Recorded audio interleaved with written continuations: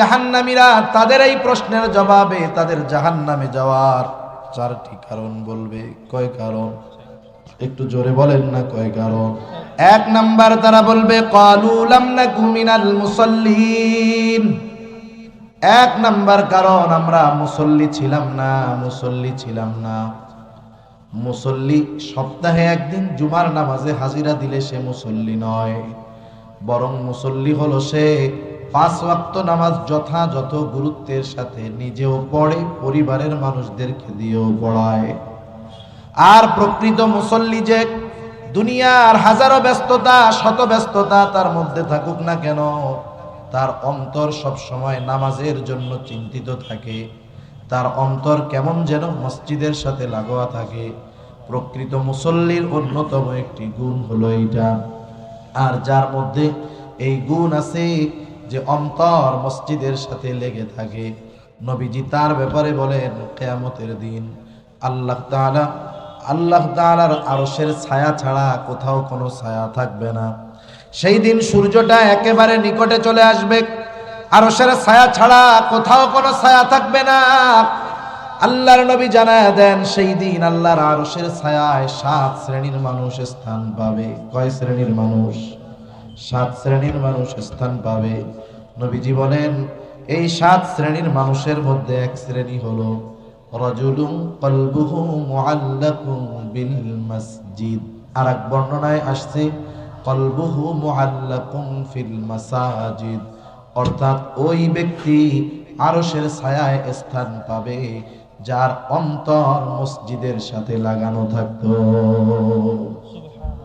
একটু জবাব দিয়েন মুখ খুইলা, বলেন তো, যার অন্তর মসজিদের সাথে লাগানো, মানে তার অন্তরে সব সময় নামাজের চিন্তা, মসজিদে যাওয়ার চিন্তা, নামাজের সময় যখন হবে আজানের আওয়াজ তার কানে আসবে, ওই লোকটা নামাজ বাদ দিয়ে দুনিয়ার কাজে লিপ্ত থাকবে নাকি? তার মানে প্রকৃত মুসল্লি যে নামাজের সময় হলে সে নামাজের জন্য চিন্তিত থাকে। আর দুনিয়ার মধ্যে আমাদের কিছু ভুল ধারণা আছে। আমরা চিন্তা করি যে নামাজ, কালাম, হজ, যাকাত, রোজা, শরীয়ত মানলে মনে হয় পরকালের লাভ, দুনিয়ার কোনো লাভ নাই। যারা এই চিন্তা করে, যারা এইটা ভাবে, তাদের এই চিন্তা নিঃসন্দেহে ভুল চিন্তা। ওয়ানাশহাদু আন্না সাইয়্যিদানা ওয়া সানাদানা ওয়া হাবিবানা ওয়া তাবিবানা ওয়া আওলানা ওয়া মাওলানা মুহাম্মদ সাল্লাল্লাহু তাআলা আলাইহি ওয়া আলা আলিহি ওয়া আসহাবিহি ওয়া বারাকা ওয়া সাল্লাম وبارك وسلم تسليما كثيرا كثيرا. أما بعد فأعوذ بالله من الشيطان الرجيم. بسم الله الرحمن الرحيم.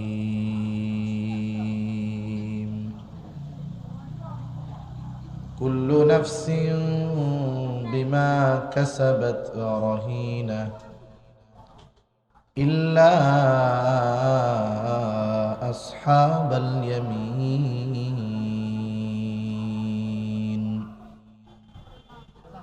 في جنات يتساءلون عن المجرمين ما سلككم في سقر قالوا لم نك من المصلين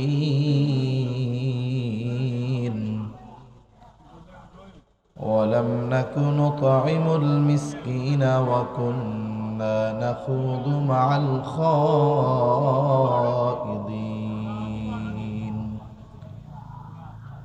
وكنا نكذب بيوم الدين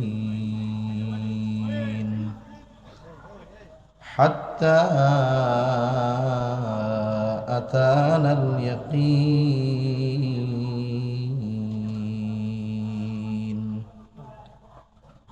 সাদাকাল্লাহুল আলিয়্যুল আযীম। আমরা মুহাব্বতের সাথে দুরূদ শরীফ পাঠ করি। আল্লাহুম্মা সাল্লি আলা মুহাম্মাদিন ওয়া আলা আলি মুহাম্মাদ কামা সাল্লাইতা আলা ইব্রাহিম ওয়া আলা আলি ইব্রাহিম ইন্নাকা হামিদুম মাজিদ। আল্লাহুম্মা বারিক আলা মুহাম্মাদিন ওয়া আলা আলি মুহাম্মাদ কামা বারাকতা আলা ইব্রাহিম ওয়া আলা আলি ইব্রাহিম ইন্নাকা হামিদুম মাজিদ। বালাগাল উলা বিকামালিহি কাশাফাদ দুজা বিজামালিহি হাসুনাত জামিউ খিসালিহি সাল্লু আলাইহি ওয়া আলিহি। লা ইলাহা ইল্লাল্লাহ লা ইলাহা ইল্লাল্লাহ লা ইলাহা ইল্লাল্লাহ লা ইলাহা ইল্লাল্লাহ লা ইলাহা ইল্লাল্লাহ লা ইলাহা ইল্লাল্লাহ লা ইলাহা ইল্লাল্লাহ মুহাম্মাদুর রাসূলুল্লাহ সাল্লাল্লাহু আলাইহি ওয়াসাল্লাম। আলহামদুলিল্লাহ, ঐতিহ্যবাহী সিলেট জেলার পশ্চিম শেখঘাট উত্তরণ আবাসিক এলাকাবাসীর উদ্যোগে আয়োজিত আজকের এই ওয়াজ ও দোয়া মাহফিলের সম্মানিত শ্রদ্ধেয় সভাপতি, আমন্ত্রিত উলামায়ে কেরাম, সামনে উপস্থিত মুরব্বিয়ানে কেরাম, সমবয়সী যুবক বন্ধু, স্নেহের ছোট ভাই এবং পর্দার অন্তরালে অবস্থানরতা সম্মানিতা শ্রদ্ধা মা ও বোন, দয়াময় আল্লাহ রাব্বুল আলামিনের দরবারে অগণিত শুকর যে মহান মালিক আমাদের হায়াতে বরকত দিয়ে সুস্থ রেখে দীর্ঘ সময় পর্যন্ত উলামায়ে কেরামের জবান থেকে বহুত গুরুত্বপূর্ণ কথা শ্রবণ করবার, আমাকেও আপনাদের খেদমতে কিছু দ্বীনি কথা পেশ করার সুযোগ যে মহান মালিক দান করেছেন, সে মহান মানিবকে খুশি করার জন্য মোহাব্বতের সাথে জবান খুলে অন্তর থেকে আমরা একবার কালিমাতুশ শুকর পাঠ করি। আলহামদুলিল্লাহ। অগণিত দুরুদ ও সালাম সৈয়দুল আম্বিয়া, আশরাফুল আম্বিয়া, খাতামুল আম্বিয়া, বিশ্বনবী, শেষ নবী, শ্রেষ্ঠ নবী মুহাম্মাদুর রাসূলুল্লাহ সাল্লাল্লাহু আলাইহি ওয়াসাল্লামের উপর। সম্মানিত উপস্থিতি, আমি আপনাদের খেদমতে পবিত্র কোরআনুল কারীমের অন্যতম প্রসিদ্ধ সূরা সূরা মুদ্দাসসির থেকে কয়েকটা আয়াত তিলাওয়াত করেছি। আল্লাহ তাআলার কাছে তৌফিক চাই, আল্লাহ তাআলা কিছু কথা আমাকে আপনাদের খেদমতে বলার সুযোগ করে দেন, যে কথাগুলো আমাদের সবার দুনিয়া এবং আখিরাতের জন্য কল্যাণকর হয়। সকলে বলি আমিন।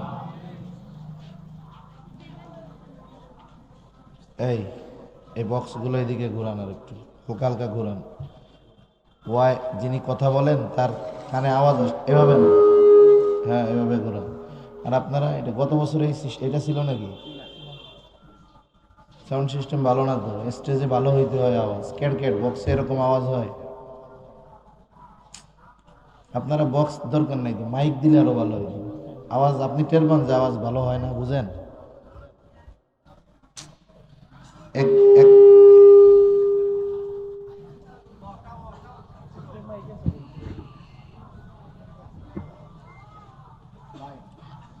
এদিকে খেয়াল করে, এদিকে।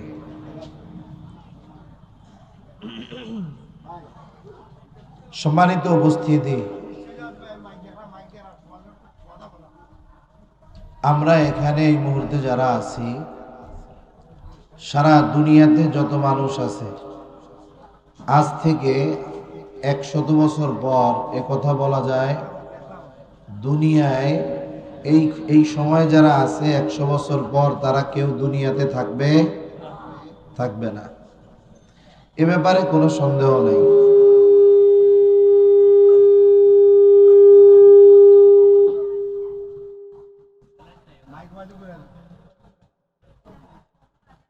এ ব্যাপারে কোনো সন্দেহ নাই। এভাবেই থাক, এভাবেই আছে, এভাবেই থাক। আওয়াজ একটু বাড়াই দেন, ওসব বন্ধ করেন। আওয়াজ এক ধরনের হইতে হয়, ওইটা একরকম, এইটা একরকম, বাইরে আর এক রকম, কথা বলতে অসুবিধা হয়। একটা মাহফিলের মূল বিষয়টা হলো একটা মাইক। একটা ভালো মাইক না হইলে আধা ঘন্টা কথা বললে আগামী 5 দিনের সব শেষ। এটা যারা কথা বলে তারা বুঝে। আপনার বক্সে যে আওয়াজ তার চাইতে অনেক মসজিদের ছোট বক্সে আওয়াজ আরো সুন্দর।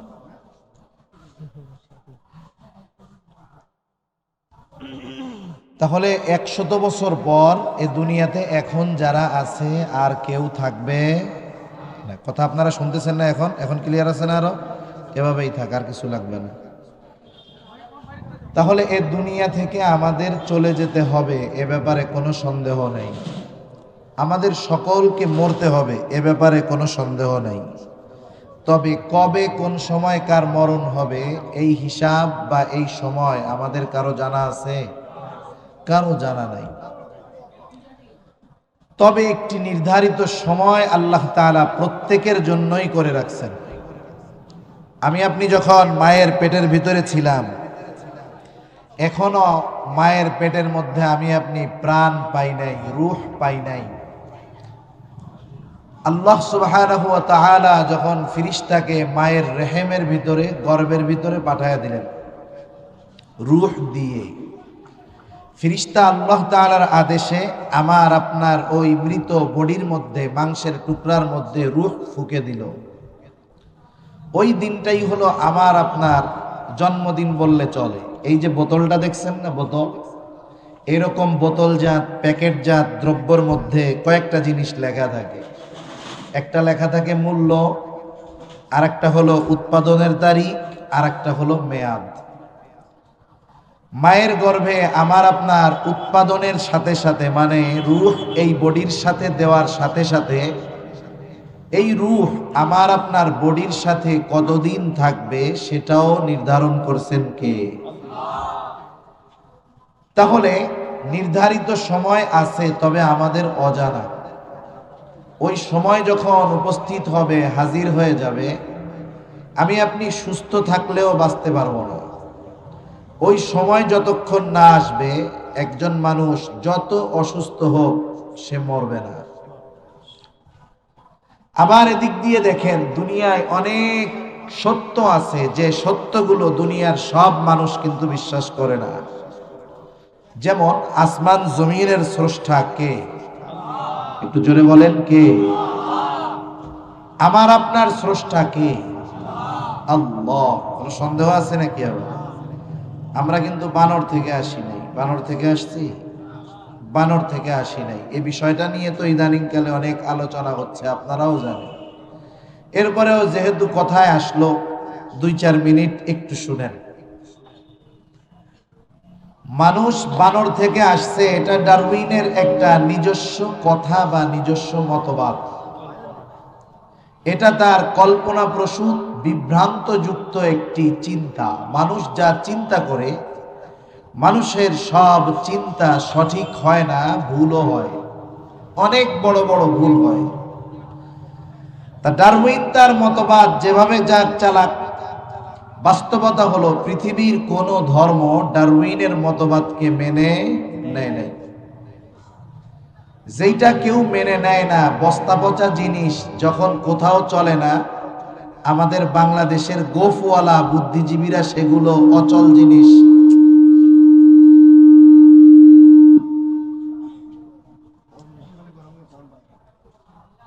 আমাদের বাংলাদেশের বুদ্ধিজীবীরা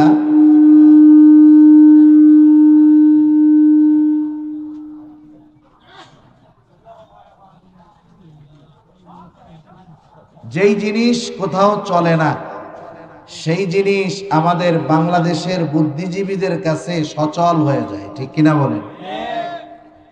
তারা কাম কাজ পায় নাই, আমাদের ছোট ছোট ছেলে মেয়েদেরকে ডারউইনের মতবাদ পড়াতে চায়। পড়ানোর উদ্দেশ্য কি? বিশ্বাস করানো, ঠিক কিনা? কিছু বিষয় আছে দুনিয়ায় যেগুলো স্পষ্ট সুস্পষ্ট। মানুষ আল্লাহ তাআলা সৃষ্টি করেছেন, এ কথা কোরআনুল কারীমের মধ্যে আল্লাহ তাআলা সুস্পষ্টভাবে জানিয়ে দিয়েছেন যে মানুষ আল্লাহ কিভাবে সৃষ্টি করছেন। আদম আলাইহিস সালাতু ওয়াস সালামকে আল্লাহ তাআলা মাটি থেকে সৃষ্টি করেছেন। কোরআনুল কারীমের মধ্যে প্রসিদ্ধ সূরা সূরা আর-রহমান আল্লাহ তাআলা বলেন, খলাকাল ইনসানা মিন সালসালিন কাল ফাখর। মানুষকে শুকনা ঠনঠনা মাটি থেকে সৃষ্টি করা হয়েছে, কাল ফাখর, যেটা পোড়া মাটির ন্যায় শক্ত। যারা গ্রামের সাথে সংযোগ আছে, যাওয়া আসা আছে, ওনারা বুঝবেন। যেই জমিনের মধ্যে ধান হয়, ধান রোপণের সময় মাটিটাকে একেবারে নরম বানায় ফেলতে হয়। এই যে সামনে যখন চৈত্র মাস আসবে, জমিনে পানি নাই, ফসল নাই, ওই নরম কাদামাটিগুলো এত শক্ত হয় যে ওটা পোড়া মাটির মতো শক্ত। ওই মাটির একটা চাক কারো মাথায় মারলে মাথা ফেটে যেতে পারে। আল্লাহ তাআলা কোরআনুল কারীমের মধ্যে 4 জায়গায় বলছেন যে ঠনঠনা শুকনো মাটি থেকে আমি মানুষ সৃষ্টি করেছি। হাদিসের মধ্যে রাসূল আকরাম সাল্লাল্লাহু আলাইহি ওয়াসাল্লাম বলেন, আল্লাহ তাআলা আদম আলাইহিস সালামকে সৃষ্টি করেছেন মাটি থেকে, আর আমাদেরকে সৃষ্টি করেছেন আদম থেকে। তাহলে মানুষ সৃষ্টির মূল হলো মাটি, আর মানব সভ্যতার বংশ বিস্তারের মাধ্যম হলো আদম আর হাওয়া। এই দুইজন থেকে দুনিয়ার মধ্যে মানব বংশের বিস্তার ঘটছে। এরপরে আদম হাওয়া থেকে কেমনে মানুষ হইল? আল্লাহ তাআলা তো আদম আলাইহিস সালামের পৃষ্ঠদেশ, পিঠ থেকে দুনিয়াতে যত মানুষ আছে, যত মানুষ ছিল, যত মানুষ কিয়ামত পর্যন্ত আসবে, আদম আলাইহিস সালামের পৃষ্ঠদেশ তথা পিঠ থেকে আল্লাহ তাআলা সকলের রূহ একত্রে বের করেছেন। কিন্তু আমাদের এই বডি, এটা আল্লাহ কিভাবে প্রস্তুত করলেন? আদম আর হাওয়া আলাইহিস সালাম কেমন করে দুনিয়ার মধ্যে তাদের মাধ্যমে বংশ বিস্তার হলো? মানে আমি আপনি মা বাবার মাধ্যমে কেমন করে দুনিয়ায় আসি আর কি। এক সময় তো আমার আপনার অস্তিত্ব ছিল না। যার বয়স 60 বছর, 61 বছর আগে তার কোনো অস্তিত্ব ছিল? আল্লাহ তাআলা বলেন, হাল আতা আলাল ইনসান হিনুম মিনাদ দাহর লাম ইয়াকুন শাইআম মাযকুরা। আল্লাহ রাব্বুল আলামিন বলেন, মানুষ কিছু কাল, কিছু সময়, প্রত্যেকটা মানুষই এমন অতিক্রম করেছে যে লাম ইয়াকুন শাইআম মাযকুরা, উল্লেখ করার মতো তার কোনো কিছুই ছিল না। এরপরে আল্লাহ তাআলা বলতেছেন কেমনে সৃষ্টি করলাম, ইন্না খলাকনাল ইনসানা মিন নুতফাতিন আমশাজ। আর এক জায়গায় আল্লাহ তাআলা বলেন, হুয়াল্লাযী খলাকাকুম মিন তুরাব সুম্মা মিন নুতফা সুম্মা মিন আলাকা সুম্মা মিন মুদগা। একেবারে মানুষ কেমন করে মায়ের পেটের মধ্যে মা বাবার মাধ্যমে কিভাবে তার দেহ আবওয়াব তৈরি হয়, প্রস্তুত হয়, শুধু স্পষ্ট নয়, সুস্পষ্টভাবে কোরআনে জানিয়ে দিয়েছেন কে? এই মানুষ সৃষ্টির পদ্ধতি আদম আলাইহিস সালাম মাটি থেকে। এরপরে আমরা কোন পদ্ধতিতে আসলাম, এই বিষয়গুলো প্রায় 3 বা 4 জায়গায় আল্লাহ তাআলা স্পষ্টভাবে জানায় দিয়েছেন। কোন মানুষের বেঈমান হওয়ার জন্য গোটা কোরআন অস্বীকার করার দরকার নেই। কোরআনের একটা পারা অস্বীকার করা লাগবে না, কোরআনের একটা সূরা অস্বীকার করা লাগবে না, কোরআনের একটা রুকু অস্বীকার করা লাগবে না, কোরআনের একটা আয়াত অস্বীকার করা লাগবে না, কোরআনের একটা শব্দ অস্বীকার করা লাগবে না। কোরআনের একটা অক্ষর যদি কেউ অবিশ্বাস করে, বেঈমান হওয়ার জন্য যথেষ্ট। এখন বলেন, আল্লাহ তাআলা বললেন যে আমি আদমকে বানিয়েছি মাটি থেকে, আর তোমাদের কেমনে বানাইছি? ইয়া আইয়ুহান নাসুত্তাকু রাব্বাকুমুল্লাযী খলাকাকুম মিন নাফসিন ওয়াহিদা। আল্লাহ রাব্বুল আলামিন আমাদেরকে জানায় দিলেন কেমন করে কার থেকে আমরা আসলাম।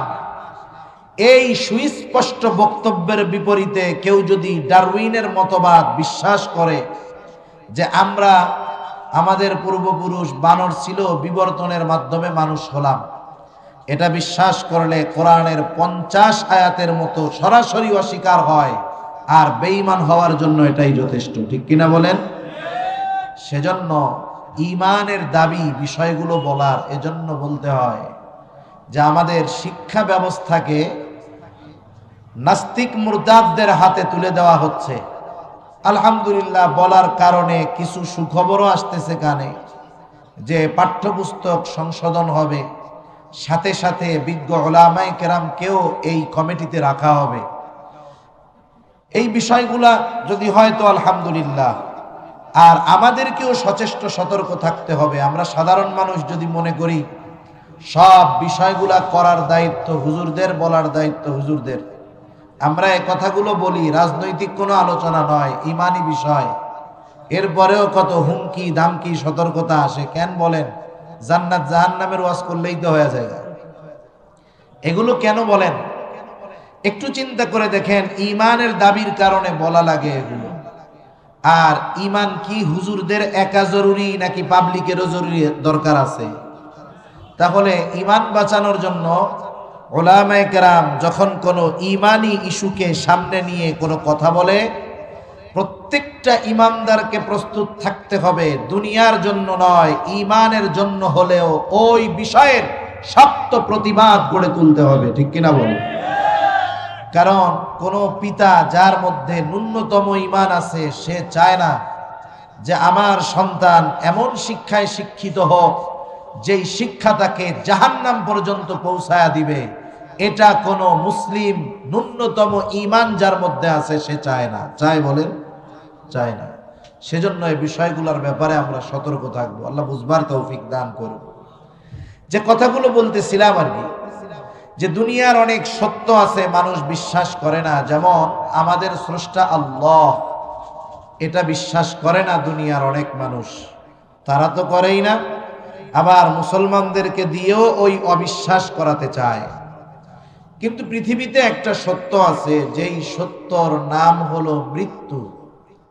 এই মৃত্যুকে দুনিয়ার সব ধর্মের, সব বর্ণের, সব মতের, নাস্তিক হোক আর আস্তিক হোক, মৃত্যুকে কেউ অবিশ্বাস করে না। এজন্য আল্লাহ তাআলা কোরআনুল কারীমের মধ্যে মৃত্যুকে ইয়াকিন শব্দ দ্বারা উল্লেখ করেছেন। আল্লাহ তাআলা বলেন, ওয়া'বুদ রাব্বাক হাত্তা ইয়াতিয়াকাল ইয়াকিন। দৃঢ় সত্য আসা পর্যন্ত আপনি আপনার রবের ইবাদত করেন।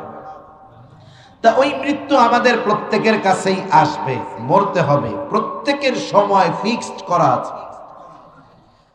আমরা মৃত্যুর কথা যদি বেশি বেশি স্মরণ করতে পারি, তাহলে দুনিয়ার অনেক গুনাহ, খারাপ কাজ, মন্দ কাজ থেকে বাঁচা আমাদের জন্য সহজ হবে। এজন্য রাসূলুল্লাহ সাল্লাল্লাহু আলাইহি ওয়াসাল্লাম বলেন, আকসিরু যিকরা হাদিমিল লাযযাত ইয়ানি আল মাউত। তোমরা বেশি বেশি ওই জিনিসের স্মরণ করো যা সব কিছুর স্বাদকে বিনষ্ট করে দেয়, আর সেটা হলো মউত, মৃত্যু। আমরা দুনিয়ায় এতটা দুনিয়ামুখী জীবনযাপন করি যে আমাদের মৃত্যুর স্মরণ করার টাইম হয় না। আপনি আমি যদি নিজেকে নিজের কাছে প্রশ্ন করি, আমি কাউকে জিজ্ঞাসা করতেছি না, আপনি নিজেই কয়েক সেকেন্ডের মধ্যে হিসাব করতে পারবেন যে আজ সারা দিনে হুজুর এই কথা বলার আগে, আজকে ঘুম থেকে ওঠা থেকে নিয়ে এই পর্যন্ত নিজে কয়বার মৃত্যুর কথা স্মরণ করছি। নিজেকে নিজে প্রশ্ন করেন, হয় নাই। এত ব্যস্ততা, আমার আখিরাতের স্মরণ করার মতো টাইম নাই, মৃত্যু কথা মনে করার মতো টাইম নাই। অথচ ওই বিষয়টা ইউনিভার্সাল ট্রু, চিরন্তন সত্য, সংগঠিত হবেই, কোনো সন্দেহ নেই। নির্দিষ্ট সময় যখন আসবে, সুস্থ থাকলেও বাঁচব না। সময় আসার আগ পর্যন্ত যত অসুস্থ থাকি মরব না। আপনারা জেনে থাকবেন অনেকে হয়তো, সৌদি আরবের এক প্রিন্স, রাজপুত্র, দুর্ঘটনায়, অ্যাক্সিডেন্টে তাকে হসপিটালে ভর্তি করা হলো, গুরুতর অসুস্থ, 17 বছর কোমায় আছে, মানে লাইফ সাপোর্টে আছে। সেন্সলেস, শুধু কোনো মতে হার্টবিটটা একটু আছে, শ্বাস প্রশ্বাস চলতেছে।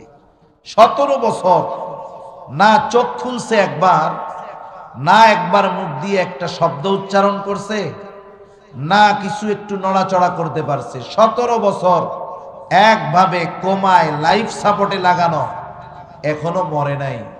আবার কতজন দেখলাম সুস্থ মানুষ। এই তো মনে হয় গত বছর নাকি এক মাহফিলে গেছি, আমার আগে পটিয়া মাদ্রাসার একজন মুহাদ্দিস আলোচনা করতেছিলেন মাগরিবের পরে। এক আল্লাহর বান্দা সামনে বসে ওয়াজ শুনতেছে, কথা শুনতেছে, জবাবও দিচ্ছে। বয়ান শেষ হওয়ার 5 মিনিট আগে বুকে ব্যথা উঠছে, 2 মিনিটের মধ্যে দুনিয়া থেকে চলে গেছে। সুস্থ মানুষ, লোকটা তো অসুস্থ না, মাহফিলে আসছে, কথা শুনতেছে, বোঝা যাচ্ছে সুস্থ, 2 মিনিটে দুনিয়া থেকে চলে গেছে। কারণ কি? হায়াত শেষ। সেজন্য মৃত্যু বার্ধক্যকালে আসে, বিষয়টা এমন নয়। বরং বর্তমান সমীকরণ হলো যে তরুণ এবং যুবকদের সংখ্যা বৃদ্ধদের চাইতে মৃত্যুর হার তাদের বেশি, মৃত্যুর হার তাদের বেশি। অথচ আমরা অপেক্ষা করতেছি কখন আমার দাড়ি পাকবে, কখন আমার চুল পাকবে, কখন বিবাহ শাদী করব, রিটায়ারমেন্টে যাব, এরপরেই না আজরাইল আসবে। আসার আগে 2-3 বার মিস কল দিবে, এমন নাকি? এমন নয়। যখন সময় আসবে, এক মুহূর্ত দুনিয়ায় থাকা যাবে না। নির্ধারিত সময়ের এক মুহূর্ত আগেও মালাকুল মউত আসবে না, এক মুহূর্ত বিলম্বও করবে না। আল্লাহ তাআলা বলেন, ফাইদা জাআ আজালুহুম লা ইস্তাখিরুনা সাআতান ওয়া লা ইস্তাকদিমুন। আল্লাহ রাব্বুল আলামিন বলেন, নির্ধারিত সময় যখন হাজির হয়ে যাবে, এর এক মুহূর্ত আগেও মৃত্যু আসবে না, এক মুহূর্ত বিলম্ব হবে না। যথা সময়ে মালাকুল মউত আমার আপনার কাছে হাজির হয়ে যাবে। মালাকুল মউত আমার আপনার প্রাণ হরণ করে নিয়ে যাবে, কারণ মেয়াদ শেষ। আমাদের অঞ্চলগুলোতে যখন কোনো মানুষ মারা যায়, মারা যাওয়ার পর মাইকের মধ্যে তার মৃত্যু সংবাদ প্রচার করা হয়। বলা হয়, অমুক এলাকার অমুক আজ বিকাল 5 ঘটিকার সময় ইন্তেকাল করিয়াছে, আগামী দিন অমুক সময় অমুক জায়গায় তার জানাজা হবে। এই যে শব্দটা বলে ইন্তেকাল করিয়াছে, এটা হলো আরবি শব্দ। এর অর্থ হলো স্থানান্তরিত হওয়া, অর্থাৎ সে মৃত্যুর মাধ্যমে চূড়ান্তভাবে শেষ হয়ে গেছে। বিষয়টা এমন নয়, বরং সে এক জগতে ছিল, ওই জগৎ থেকে নতুন আর এক জগতের বাসিন্দা সে হয়ে গেছে। কারণ আমাদের মূল হলো আমাদের রূহ, এটাই আমাদের আসল। যখন দেহ থেকে রূহটা বের হয়ে যায়, যেই শরীরের এত যত্ন, যেই শরীরের জন্য কত মায়া, কত মোহাব্বত, ওইটার কোনো দাম থাকে না।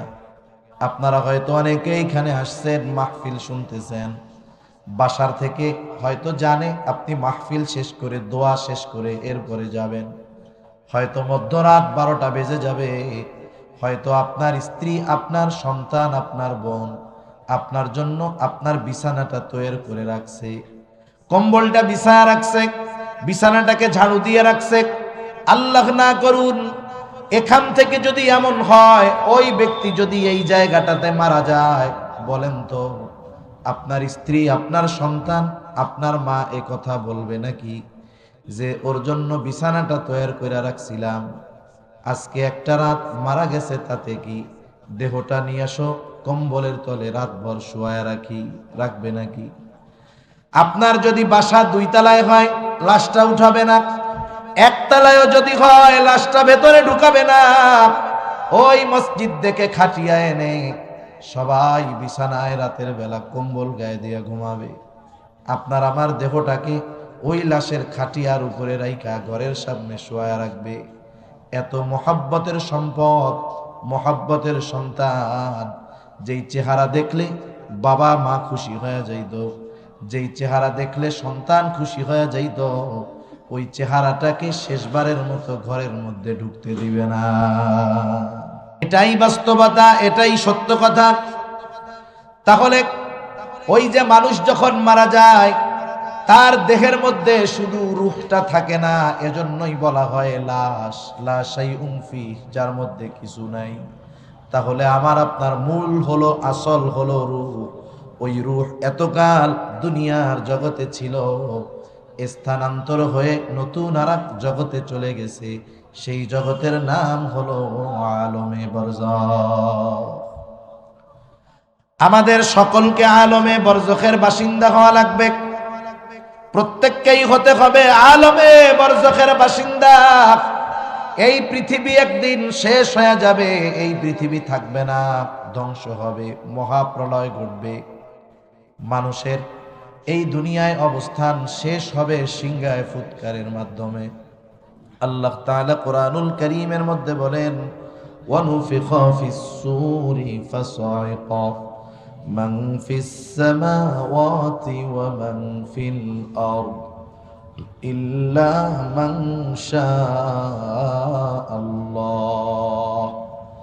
সুম্মা নুফিখা ফীহি উখরা ফাইযা হুম কিয়ামুন ইয়ানজুরুন। আল্লাহ রাব্বুল আলামিন বলেন, প্রথমবার যখন সিংহায় ফুৎকার দেওয়া হবে, ফাসাইকা মান ফিস সামাওয়াতি ওয়া মান ফিল আরদ ইল্লা মান শাআল্লাহ। আল্লাহ তাআলা যেগুলো চান সেগুলো ছাড়া আসমান জমিনের মাঝে যা আছে সব অজ্ঞান হয়ে যাবে। সব প্রাণী, সব মানুষ সেই দিন অজ্ঞান হয়ে যাবে। আল্লাহ রাব্বুল আলামিন জানায় দিলেন, প্রথমবার সিংহায় ফুৎকারের পর সকলে অজ্ঞান। মুফাসসিরিনে কেরাম বলেন, মানুষেরা প্রথমে অজ্ঞান হবে, এরপরে সকলের মৃত্যু ঘটবে। সব মানুষ মৃত্যুর মাধ্যমে আলমে বরজখের বাসিন্দা হয়ে যাবে। দ্বিতীয়তে আর একটা সিংহায় ফুৎকার দেওয়া হবে। তাফসীরের মধ্যে আসছে, প্রথমবার সিংহায় ফুৎকারের কত পর দ্বিতীয়বার সিংহায় ফুৎকার দেওয়া হবে। হযরত আবু হুরায়রা রাদিয়াল্লাহু তাআলা আনহু থেকে বর্ণিত, তিনি বলেন, প্রথমবার সিংহায় ফুৎকারের 40 পর দ্বিতীয়বার সিংহায় ফুৎকার দেওয়া হবে। জিজ্ঞাসা করা হলো, ও আবু হুরায়রা, 40 দিন পর? তিনি বললেন, জানি না। 40 সপ্তাহ পর? জানি না। 40 মাস পর? জানি না। 40 বছর পর? জানি না। এই পর্যন্ত শেষ। এই কথার আলোকে মুফাসসিরিনে কেরাম বলেন, এরপরের শব্দটা হয়তো 40,000 বছর পর নাকি। তার মানে মুফাসসিরিনে কেরাম বলেন, প্রথমবার সিংহায় ফুৎকারের পর দ্বিতীয়বার সিংহায় ফুৎকারের ব্যবধান হবে কমপক্ষে 40,000 বছর। তার মানে সবচাইতে কম সময় যেই মানুষটা আলমে বরজখে থাকবে, কমপক্ষে 40,000 বছর তাকে থাকতে হবে। আলমে বরজখটা হলো, আমার আলমে বরজখ শুরু হবে আমার মৃত্যু থেকে নিয়ে ইয়াউমুল হাশর, ওই পর্যন্ত, কিয়ামত পর্যন্ত। আল্লাহ তাআলা কোরআনুল কারীমের মধ্যে সেজন্য জানায় দিলেন, বান্দা, প্রথমবার সিংহায় ফুৎকারের মাধ্যমে সকলে আলমে বরজখের বাসিন্দা হয়ে যাবে। আমাদেরকে আলমে বরজখে থাকতে হবে দীর্ঘকাল, তবে অনন্তকাল নয়। আলমে বরজখে আমরা থাকব দীর্ঘকাল, তবে সেটা অনন্তকাল নয়। এক সময় আলমে বরজখের অবস্থানও শেষ হয়ে যাবে। আল্লাহ তাআলা বলেন, সুম্মা নুফিখা ফীহি উখরা ফাইযা হুম কিয়ামুন ইয়ানজুরুন। আল্লাহ রাব্বুল আলামিন বলেন, অতঃপর যখন পুনরায় সিংহায় ফুৎকার দেওয়া হবে, প্রত্যেকে দাঁড়ায়া যাবে, তাকায়া দেখতে থাকবে কি হইতেছে। হায় হায়, যার কবরের মধ্যে আযাব ছিল সেও ভুলে যাবে।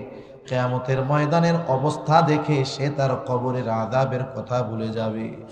আল্লাহ রাব্বুল আলামিন বলেন, ওয়ানুফিখা ফিস-সূরি ফাইযা হুম মিনাল আজদাসি ইলা রাব্বিহিম ইয়ানসিলুন।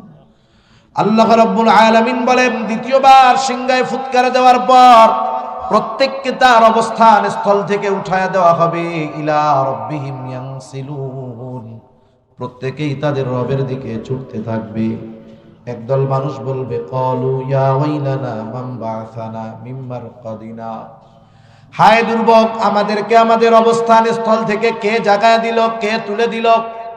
মুমিনরা অথবা ফেরেশতারা জবাবে বলবে হাযা মা ওয়া'আদার রহমানু ওয়া সাদাকাল মুরসালুন, বলবে এটাই তো দয়াময়ের সেই প্রতিশ্রুত দিবস, যেই দিবসের ওয়াদা, যেই দিবসের প্রতিশ্রুতি আল্লাহ তাআলা দিয়েছিলেন। শুধু তাই না, এই দিবস যে অবশ্যই কায়েম হবে, অবশ্যম্ভাবী, এই ব্যাপারে সত্যায়ন করেছেন রাসূলগণ। এই তো সেই দিবস, এই তো সেই দিবস ইয়াউমুল কিয়ামাত, এই তো সেই দিবস ইয়াউমুল জাযা, এই তো সেই দিবস ইয়াউমুল হাশর। সেই দিন সকলকে একত্রিত করা হবে, এই জন্য হলো ইয়াউমুল হাশর। এমন এক দিবস যেই দিবসের স্মরণ মানুষ প্রত্যেক নামাজের প্রত্যেক রাকাতে করে, ঠিক কিনা বলেন? আমরা যখন ইমামের পিছনে নামাজ পড়ি, ইমামের কেরাত, মুসল্লির কেরাত, ইমাম সাহেব তখন পড়ে, আমি একা যখন পড়ি, নিজে পড়ি, প্রত্যেক নামাজের প্রতি রাকাতে আছে মালিকি ইয়াউমিদ্দিন। সোজা কথায় আমরা জানি বিচার দিবসের মালিক, ওই যে সেই দিবসের মালিক, যেই দিবস আমাদেরকে বারবার স্মরণ করায় দেওয়া হয়েছে, সেই দিবস প্রতিষ্ঠিত হয়ে যাবে। ইয়াউমুল জাযা, প্রতিদান দিবস, কারণ ওই দিন মানুষকে তার কর্মের পূর্ণ প্রতিদান দেওয়া হবে। আল্লাহ তাআলা কোরআনুল কারীমের মধ্যে বলেন ওয়া ইন্নামা তুওয়াফাউনা উজুরাকুম ইয়াউমাল কিয়ামাহ ফামান যুহজিহা আনিন নার ওয়া উদখিলাল জান্নাতা ফাকাদ ফাজ। আল্লাহ রাব্বুল আলামিন বলেন কিয়ামতের দিন প্রত্যেককে তার কর্মের পূর্ণ প্রতিদান দেওয়া হবে। সেই দিন যাকে আগুন থেকে বাঁচায়া জান্নাতে প্রবেশ করানো হবে, ফাকাদ ফাজ, সে সফল হয়ে যাবে। এখন একটা বিষয় আমাদের খেয়াল রাখতে হবে, যদি কাউকে কোনো বিষয়ের পূর্ণ প্রতিদান দিতে হয়, তাহলে কমপক্ষে দুইটা জিনিসের দরকার হয়। কয় জিনিস? দুই জিনিস। আদালতে কারো বিরুদ্ধে রায় দিবে, চূড়ান্ত রায়, রায় দেওয়ার জন্য দুইটা জিনিস লাগে। ওই দিনও আল্লাহ তাআলা চূড়ান্ত ফয়সালা দিবেন, রায় দিবেন, ওই জন্য দুইটা দরকার। আল্লাহ সুবহানাহু ওয়া তাআলার বিচারালয়ে কোনো বেইনসাফি নাই, দুনিয়ার বিচারালয়ে ইনসাফ নাই, ঠিক কিনা বলেন? দুনিয়ার বিচারালয়ে কি নাই? ইনসাফ নাই, ন্যায় বিচার নাই। আর আল্লাহ তাআলার বিচারালয়ে কোনো বেইনসাফি নাই। আল্লাহ তাআলা কোরআনুল কারীমের মধ্যে বলেন وَنَضَعُ الْمَوَازِينَ الْقِسْطَ لِيَوْمِ الْقِيَامَةِ فَلَا تُظْلَمُ نَفْسٌ شَيْئًا وَإِنْ كَانَ مِثْقَالَ حَبَّةٍ مِّنْ خَرْدَلٍ أَتَيْنَا بِهَا وَكَفَى بِنَا حَاسِبِينَ। আল্লাহ রাব্বুল আলামিন বলেন আমি কিয়ামতের দিন ন্যায় বিচারের আদালত কায়েম করব। ফালা তুযলামু নাফসু শাইআ, সেই দিন কারো প্রতি ন্যূনতম কোনো জুলুম হবে না, অবিচার হবে না। ওয়া ইন কানা মিসকালা হাববাতিন মিন খারদালিন, আল্লাহ তাআলা বলেন কেউ যদি দুনিয়াতে সরিষা দানা পরিমাণ কোনো আমল করে, আতাইনা বিহা, ওইটাকেও আমি হাজির করব। শুধু হাজির করব তা নয়, আমি হিসাবও তো নিব। এত মানুষের হিসাব আল্লাহ কেমনে নিবেন? আল্লাহ তাআলাই বলেন কাফা বিনা হাসিবিন, হিসাব নেওয়ার জন্য আমি আল্লাহ যথেষ্ট। সুবহানাল্লাহ। ওই দিন আল্লাহ তাআলা মানুষকে তার কর্মের পূর্ণ প্রতিদান দিবেন। মানুষকে যদি তার কর্মের পূর্ণ প্রতিদান দিতে হয়, দুইটা জিনিস দরকার। এক নম্বর দরকার তার কর্মের ব্যাপারে নির্ভেজাল সাক্ষী। সাক্ষ্যটা হতে হবে সত্য সাক্ষ্য। আপনি খোঁজ নিয়ে দেখেন, দুনিয়ার মধ্যে যারা জুলুমের শিকার, অধিকাংশ তাদের বিরুদ্ধে মিথ্যা সাক্ষী আছে, ঠিক কিনা বলেন? খোঁজ নিয়ে দেখেন মিথ্যা সাক্ষী আছে, কিন্তু আল্লাহ তাআলা এমন কিছু সাক্ষী প্রস্তুত করে রাখছেন যারা মিথ্যা সাক্ষী দিবে না। দুনিয়ায় অনেক সময় মানুষকে হুমকি ধামকি টাকা পয়সার লোভ দিয়ে মিথ্যা সাক্ষী দেওয়ানো যায়, কিন্তু আল্লাহ তাআলা এমন সাক্ষী প্রস্তুত করে রাখছেন মিথ্যা বলবে না।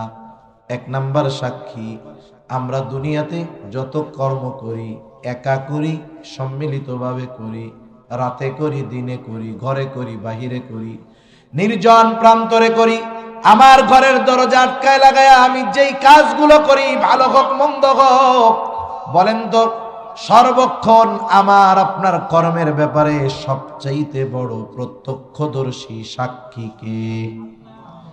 আরো জোরে বলেন নাকি? এজন্য আল্লাহ তাআলা বলেন, বান্দা কাফা বিল্লাহি শাহিদা, সাক্ষী হিসাবে যথেষ্ট কে? ওই রকম সাক্ষী থাকতে আর কোন সাক্ষীর দরকার আছে? আর কোন সাক্ষীর দরকার নাই। এরপরেও আল্লাহ তাআলা আরো সাক্ষী রাখছেন। আল্লাহ রাব্বুল আলামিন আমাদের প্রত্যেকের সাথে ফেরেশতা নিযুক্ত করে রাখছেন। আসেনি দুই একজন? না হুজুর আমাদের সাথে ফেরেশতা টেরেশতা নাই। সবার সাথে আছে তো? দেখা যায়? দেখা যায়। আল্লাহ তাআলা বলেন, কিরামান কাতিবিনা ইয়ালামুনা মা তাফআলুন। কিরামান কাতিবিন, সম্মানিত লেখক দ্বয় জানে তোমরা কি আমল করো। এই যে আমাদের কর্মের ব্যাপারে জানার মাধ্যমে তারা সাক্ষী। শুধু তাই নয়, আল্লাহ তাআলা কোরআনুল কারীমের মধ্যে জানায় দেন, আমরা যেই অঙ্গ প্রত্যঙ্গ দিয়ে কর্ম সম্পাদন করি, এই অঙ্গ প্রত্যঙ্গগুলাও কিয়ামতের ময়দানে আমার কর্মের ব্যাপারে আল্লাহর সামনে সাক্ষ্য দিয়ে দিবে। স্থান সাক্ষী, সময় সাক্ষী। হাত বা আল্লাহর সাথে কথা বলবে।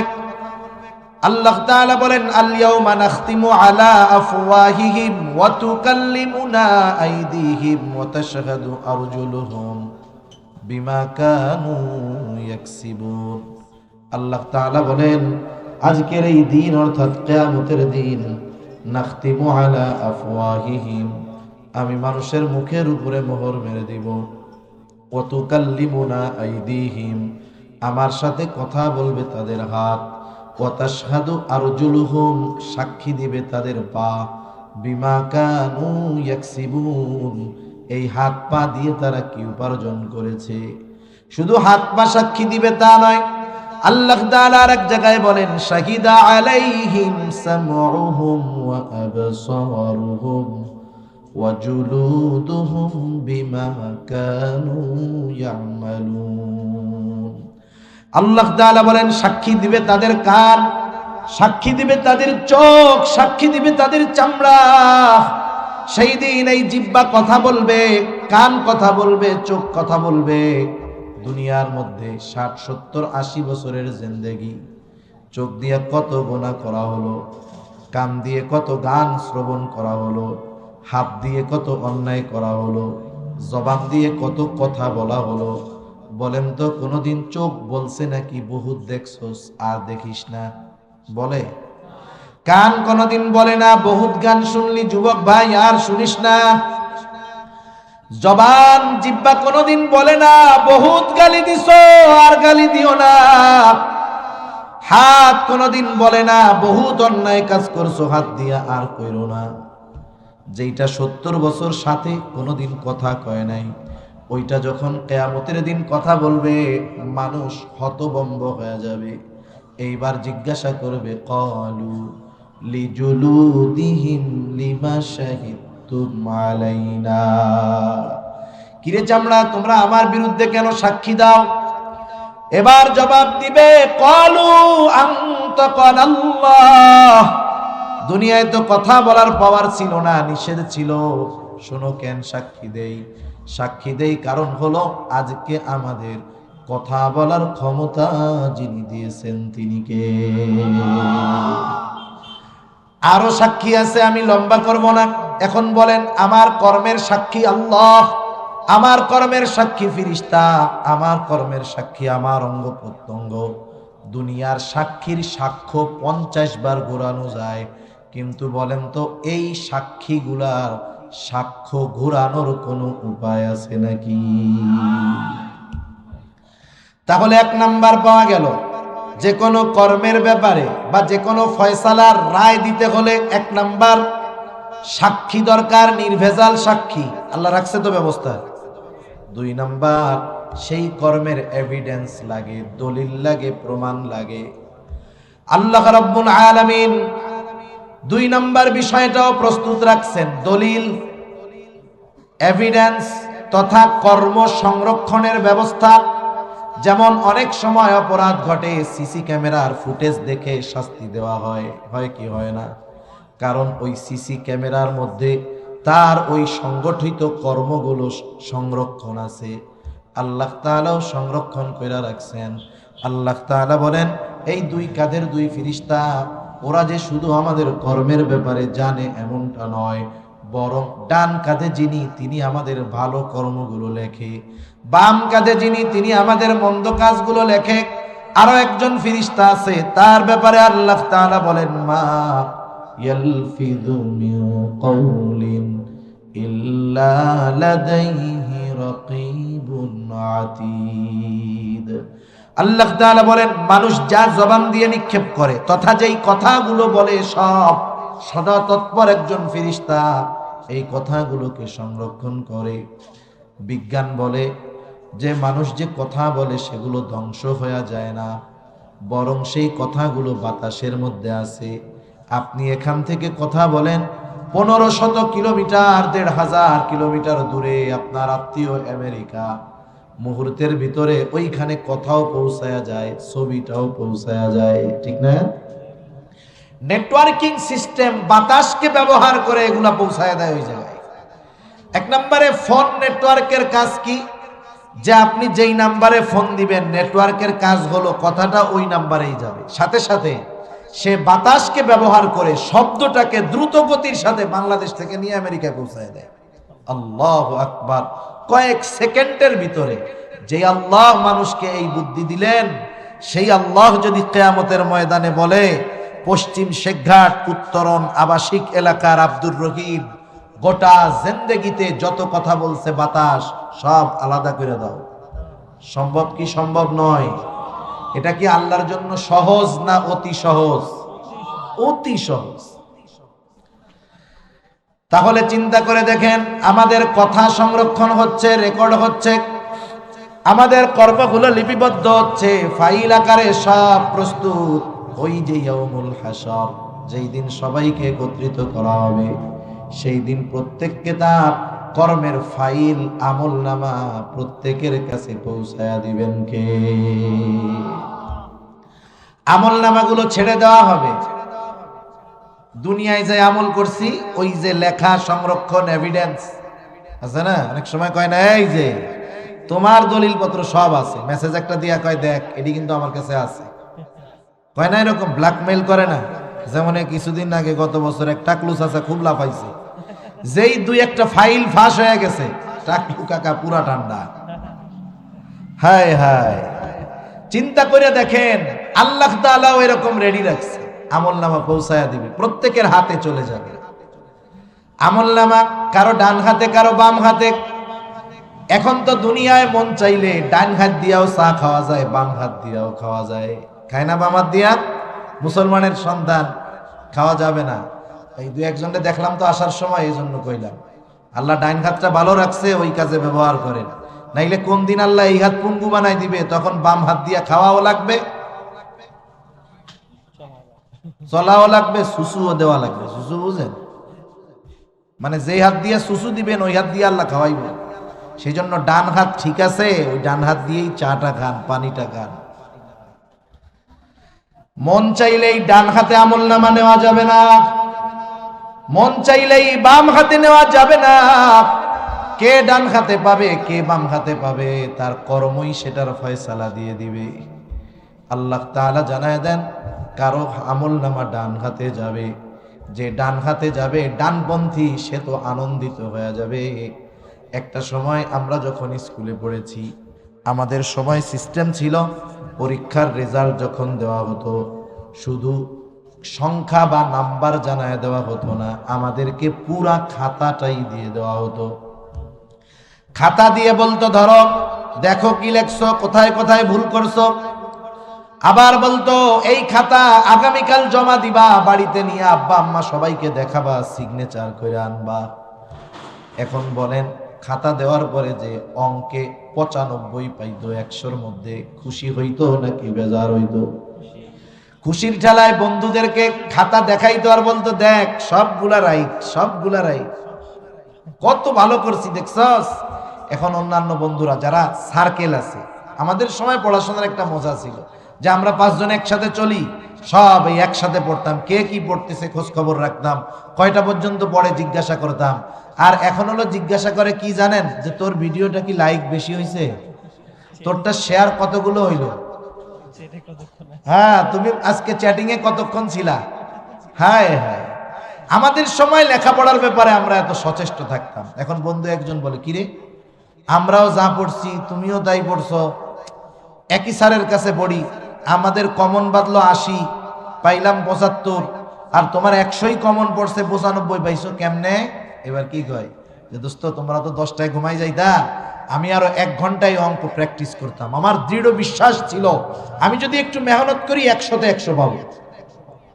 খুশি। অন্যান্য বন্ধুদেরকে খাতাটা দেখাইতো, অন্যান্য বন্ধুরা খাতা দেখা আনন্দ পাইতো, সেও নিজে তার ভালো লাগতো। যখন আমরা কোনো ভালো কাজ করি, ভালো কোনো রেজাল্ট হয়, কাছের বন্ধু বান্ধব আত্মীয় স্বজন পরিবার পরিজনকে দেখাইতে আমরা একটু পছন্দ করি। সে যদি আমারটা দেখে আমার নিজের মধ্যে একটু আনন্দ লাগে, ঠিক না? ওই ডান হাতে আমলনামা যে পাবে সে কি করবে, কি বলবে?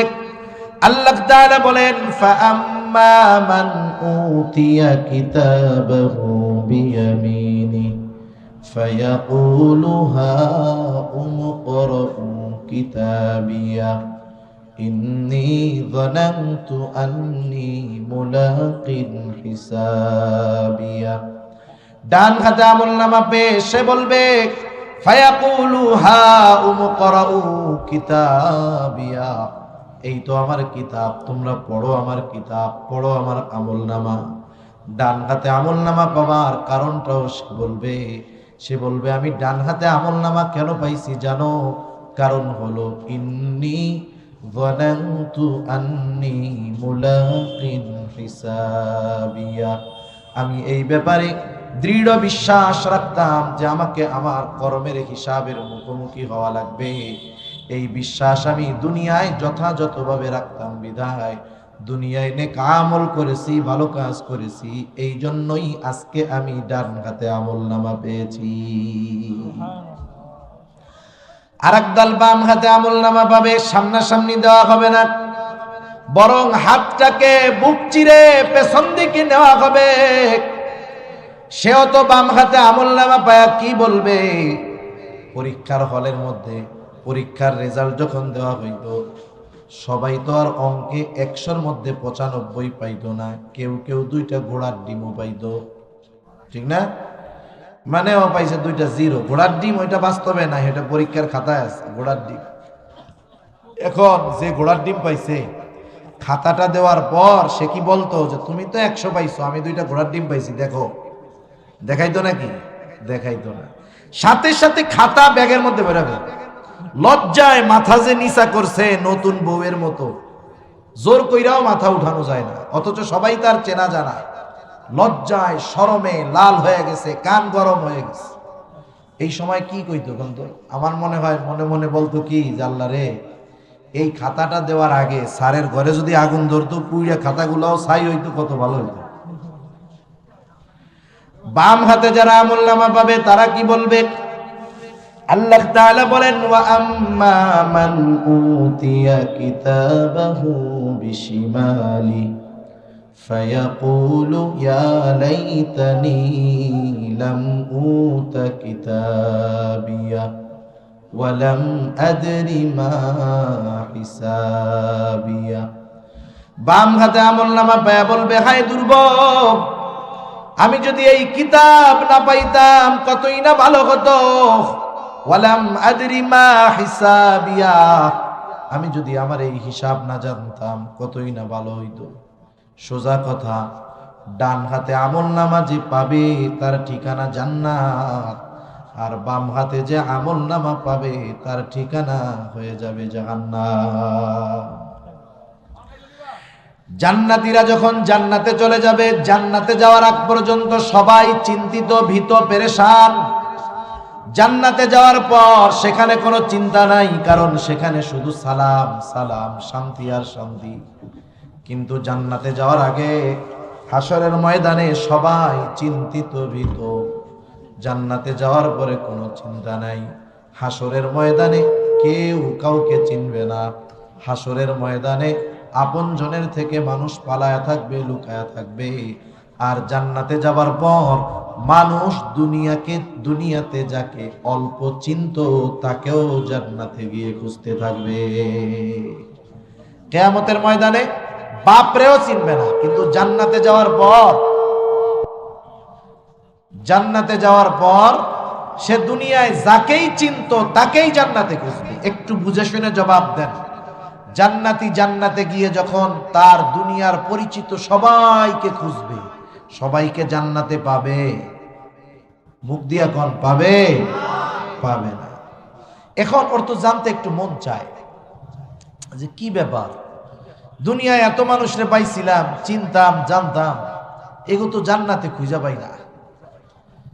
আল্লাহ রাব্বুল আলামিন জানায় দেন, তাফসিরে ইবনে কাসিরের মধ্যেও আসছে, আল্লাহ তাআলা জান্নাতি আর জাহান্নামীদের মধ্যে কথা ও দেখার ব্যবস্থা করে দিবে। কারণ জান্নাতীদের মন কি চায়, কি তামান্না করে, সব খবর আল্লাহ তাআলার কাছে আছে। এইবার জান্নাতি জাহান্নামীকে দেখবে, জাহান্নামী জান্নাতীকে দেখবে। দুনিয়ায় অনেক আছে বন্ধুর সার্কেল, একসাথে লেখাপড়া করে, একই স্কুলে পড়ে, একই কলেজে পড়ে, একই মাঠে খেলাধুলা করে, আছে না নাই?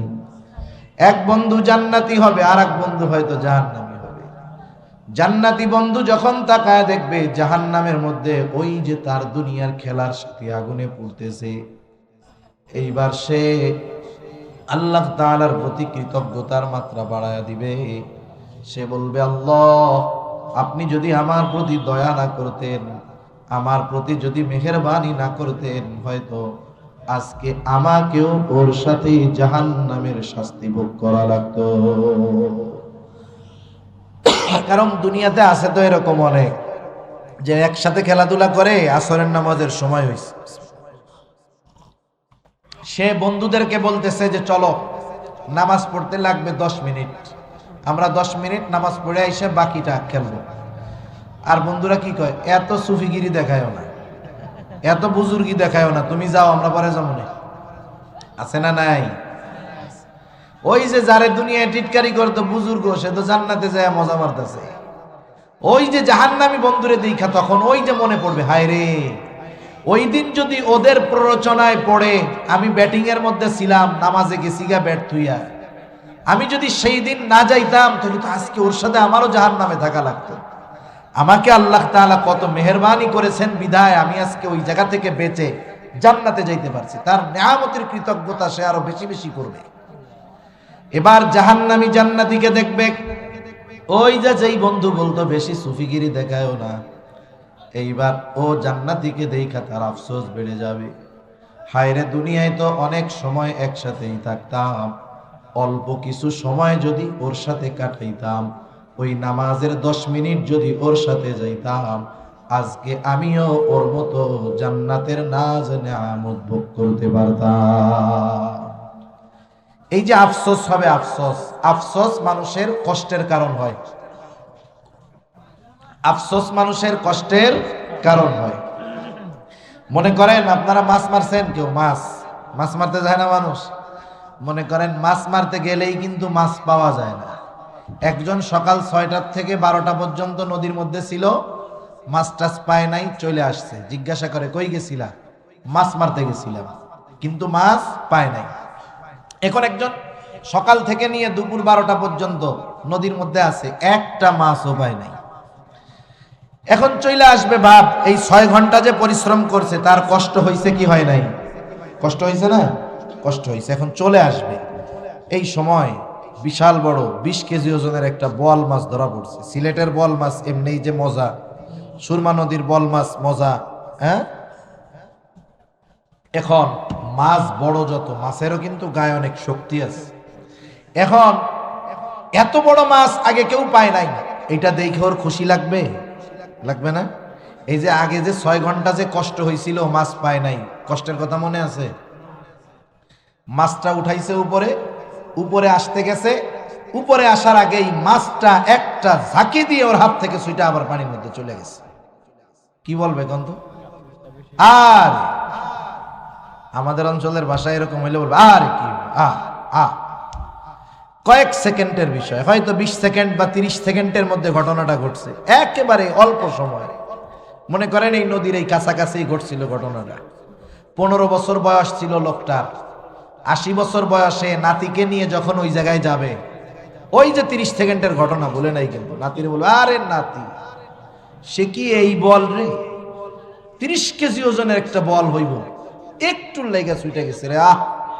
দেখেন সারা জিন্দেগিতে অনেক মাছ মারতে গেছে, কোনোটা মনে নাই। মনে আছে কতটুক? মাত্র 30 সেকেন্ডের ঘটনা। কারণ ওইটা তার জীবনের আফসোসের অন্যতম একটা কারণ। একটু ত্রুটির জন্য এত বড় সফলতা তার আসে নাই, এজন্য আফসোস ওইটা মনে থাকে। ওই জাহান্নামীর আফসোস হবে, তার কষ্টের তীব্রতা অনুভব আরো বেড়ে যাবে। এইবার জান্নাতীর মনের মধ্যে প্রশ্ন, কোন কারণে আমার বন্ধু আত্মীয় স্বজন এই মানুষগুলো জাহান্নামের মধ্যে গেল? আল্লাহ তাআলা কোরআনুল কারীমের মধ্যে জানায় দেন, এইবার জাহান্নামী আর জান্নাতীদের মধ্যে আল্লাহ কথাবার্তার ব্যবস্থা করে দিবে। জান্নাতীরা জাহান্নামীদেরকে তাদের জাহান্নামে যাওয়ার কারণ সম্পর্কে জিজ্ঞাসা করবে। আল্লাহ রাব্বুল আলামিন বলেন, ফি জান্নাতিন ইয়াতাসাআলুনা আনিল মুজরিমিনা মা সালাকাকুম ফি সাকার। জান্নাতীরা পরস্পর মুজরিমদের, পাপীদের তথা জাহান্নামীদের জিজ্ঞাসা করবে, কোন জিনিসের কারণে তোমরা জাহান্নামী হইলা? তোমরা জাহান্নামী হওয়ার কারণ কি? এইবার জাহান্নামীরা তাদের এই প্রশ্নের জবাবে তাদের জাহান্নামে যাওয়ার 4টি কারণ বলবে। কয় কারণ? একটু জোরে বলেন না, কয় কারণ? আপনাদের একটু জোরে বলতে হবে, আমার কিন্তু খুব কষ্ট হইতেছে বলতে, আমার বুক ব্যথা অলরেডি শুরু হয়ে গেছে। আমার বুকটা খুব ব্যথাচ্ছে, এই যে এইভাবে কথা বলা যায় না। এই কথা আজকে বললাম, আগামী 3 দিন একটা মাহফিলে আমার 4টা মাহফিলের কষ্ট হবে। আপনারা তো বুঝেন নাই যে মাইক খারাপ হইলে কত সমস্যা হয়।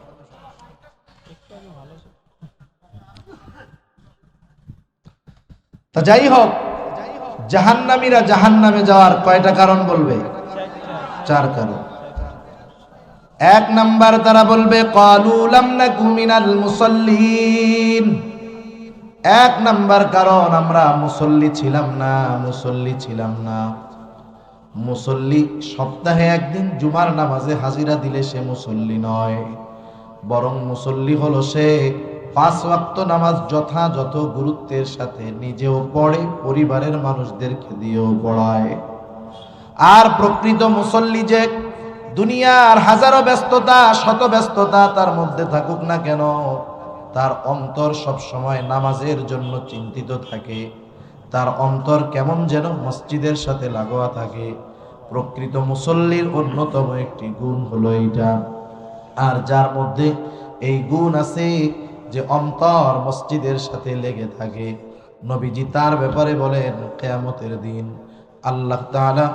আল্লাহ তাআলার আরশের ছায়া ছাড়া কোথাও কোনো ছায়া থাকবে না। সেই দিন সূর্যটা একেবারে নিকটে চলে আসবে, আরশের ছায়া ছাড়া কোথাও কোনো ছায়া থাকবে না। আল্লাহর নবী জানায় দেন, সেই দিন আল্লাহর আরশের ছায়ায় 7 শ্রেণীর মানুষ স্থান পাবে। কয় শ্রেণীর মানুষ? 7 শ্রেণীর মানুষ স্থান পাবে। নবীজি বলেন, এই 7 শ্রেণীর মানুষের মধ্যে এক শ্রেণী হলো রাজুলুন কলবুহু মুআল্লাকুন বিল মসজিদ। আর এক বর্ণনায় আসছে কলবুহু মুআল্লাকুন ফিল মাসাজিদ, অর্থাৎ ওই ব্যক্তি আরশের ছায়ায় স্থান পাবে যার অন্তর মসজিদের সাথে লাগানো থাকতো।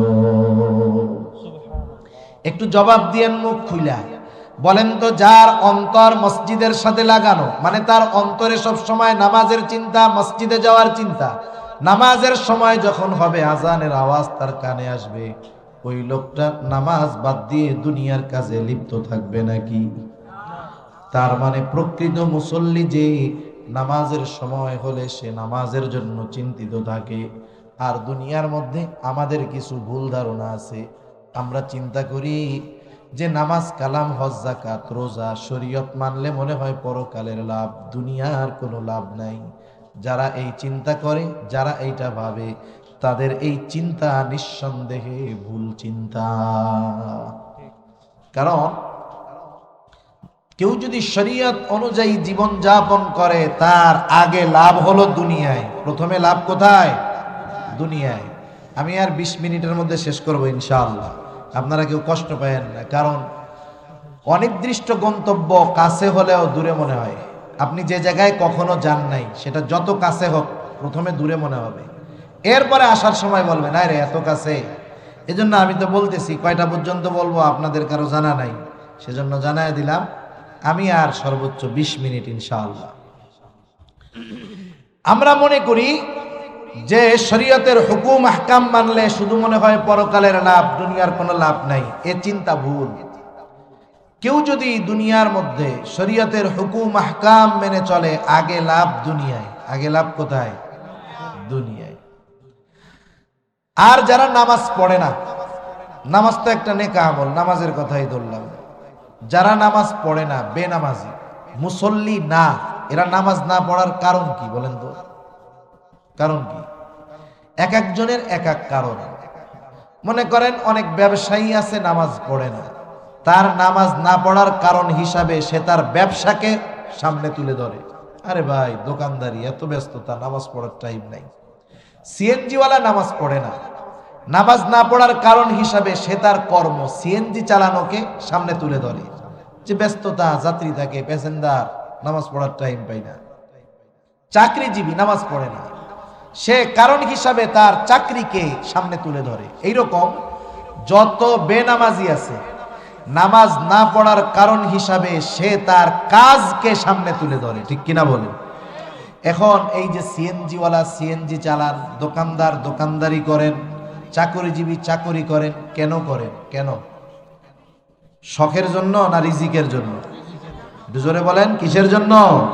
রিজিকের জন্য। রিজিক শব্দের অর্থ হলো জীবন উপকরণ, শুধু ভাত চাইল ডাইল এগুলা না। জীবন পরিচালনার জন্য যা দরকার সব রিজক। সন্তানও উত্তম রিজক, স্ত্রী উত্তম এক রিজক। এখন এই জীবন উপকরণের জন্য মানুষ কর্ম করে, আর ওই কর্মের বাহানা দিয়ে নামাজ পড়ে না। এখন এই রিজকের মালিক কে? সামনে থেকে জোরে বলেন, কে? আল্লাহ।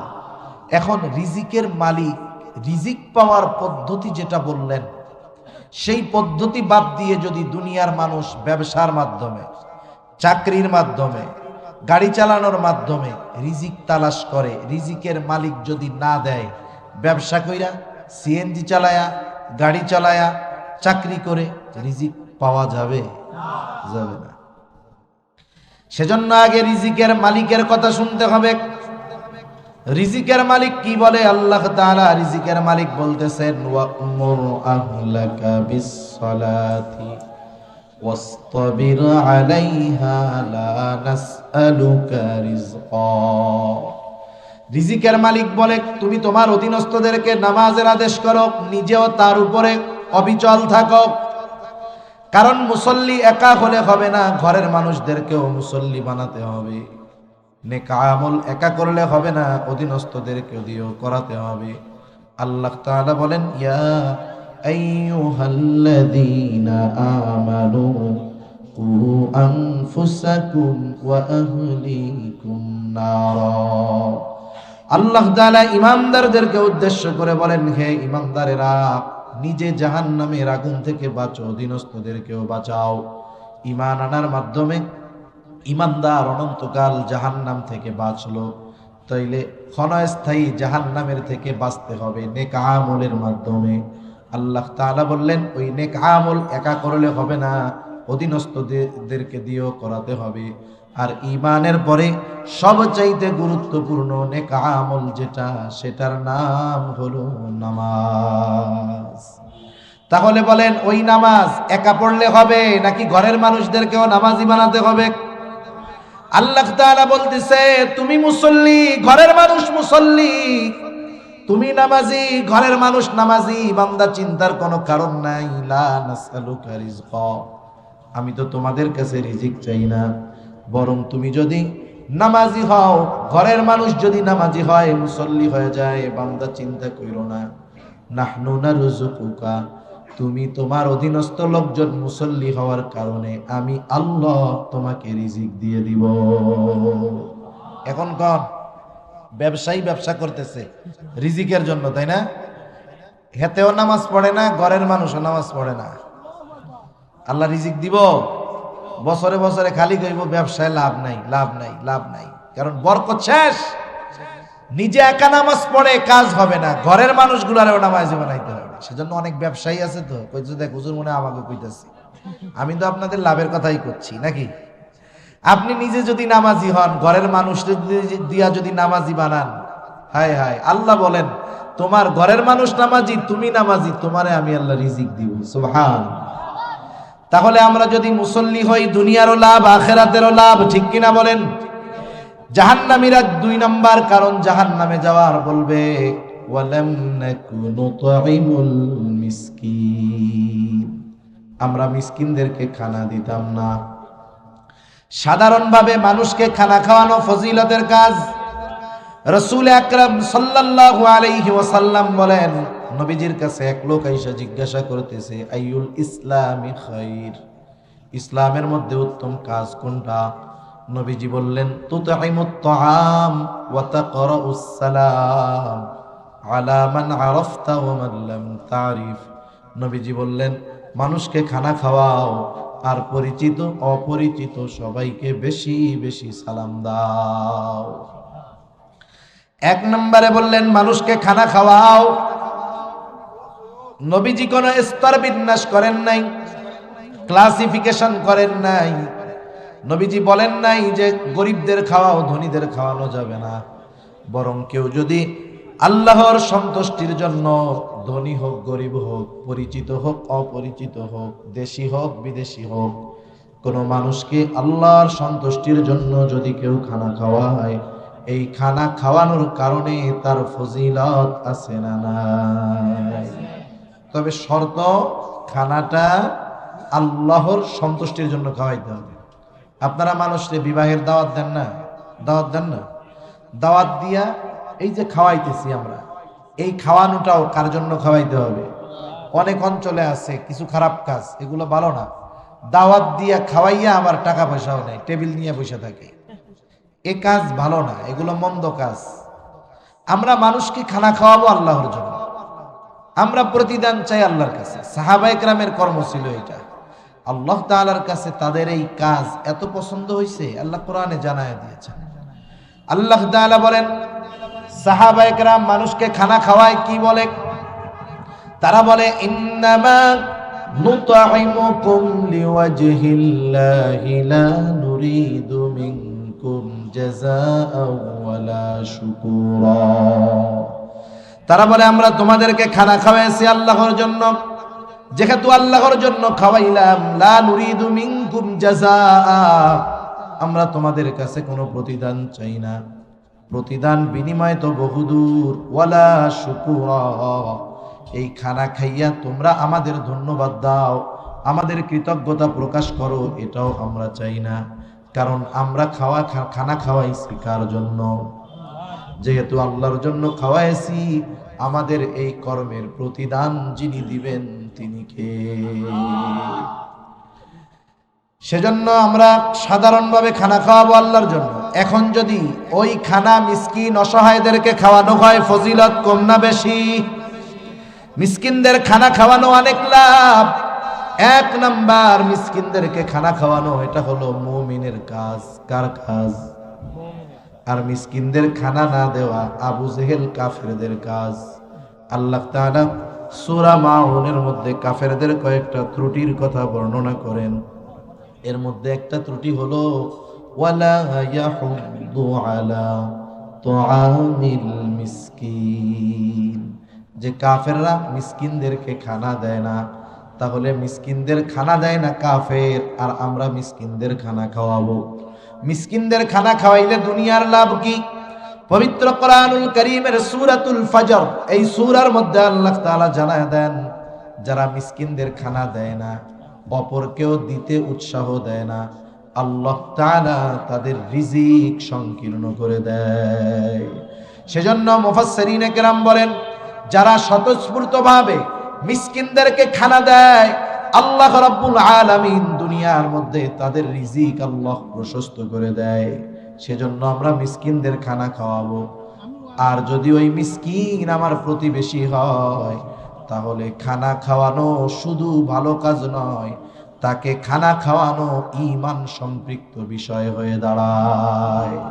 এজন্য নবীজি বলেন, ওই ব্যক্তি মুমিন নয় যে নিজে পেট পুরে খায় আর তার প্রতিবেশী অভুক্ত থাকে, ওই ব্যক্তি মুমিন নয়। তাহলে জাহান্নামীরা তাদের জাহান্নামে যাওয়ার দ্বিতীয় কারণ বলবে, আমরা মিসকিনদেরকে খানা দিতাম না, আর আমরা মিসকিনদের খানা খাওয়াবো। আমার কাছে নাই, আমার বন্ধু আছে পাশে, বলবো ভাই তুমি 10টা টাকা দিয়া ওরে একটু রুটি কলা কিনে দাও। কি হবে? সে কিনে দিল, টাকা খরচ করে যে সওয়াব অর্জন করবে, আমি শুধু একটু সুপারিশ করে সেই পরিমাণ সওয়াব পেয়ে যাব। সুবহান। 3 নাম্বার কারণ, জাহান্নামীরা তাদের জাহান্নামে যাওয়ার বলবে, ওয়া কুন্না নাখুদু মাআল খাইদিন, অনর্থক মজলিসে যারা লিপ্ত থাকতো আমরা তাদের সাথে বসে সময় কাটাইতাম। আমরাও তাদের সাথে অনর্থক মজলিসের মধ্যে বসতাম। আল্লাহ কোথায় কি কথা কই, দুনিয়ার প্রত্যেকটা চায়ের দোকান অনর্থক মজলিসের আখড়া। দুনিয়ার প্রত্যেকটা চায়ের দোকান অনর্থক মজলিসের কারখানা, ঠিক কিনা বলেন? যেই দোকানে টেলিভিশন নাই, ওনার চার ব্যবসায় লালবাতি, কাজ হবে না। টেলিভিশন না থাকলে সকালে যেই পানি গরম করবে 1 কেতলি, রাত 12টায় ঘুরাবে না। আর যদি টিভি থাকে, একটু বড় সড়ো যদি থাকে, বসার ব্যবস্থা ভালো থাকে, রমরমা ব্যবসা, তাই না? আমাদের গ্রাম অঞ্চলে এইগুলা বেশি মজা আছে। মুরব্বীরা বসে, হায় হায় কি আকারে যে মজমা চলে। যুদ্ধ হইতেছে ইউক্রেন রাশিয়া, ওই চার দোকানে এত মহাবুদ্ধিজীবী আছে, ওরা যুদ্ধ বন্ধ করে দিতে পারে মুহূর্তে। চা খায়, পান চা খায়, আর বিড়ি খায়, আর কি বলে পুতিন যে কি কাজ করে রে, এই যুদ্ধ শেষ করতে আমার লাগতো 3 দিন, 1 বছর হয়ে গেল এখনো শেষ হইতেছে না।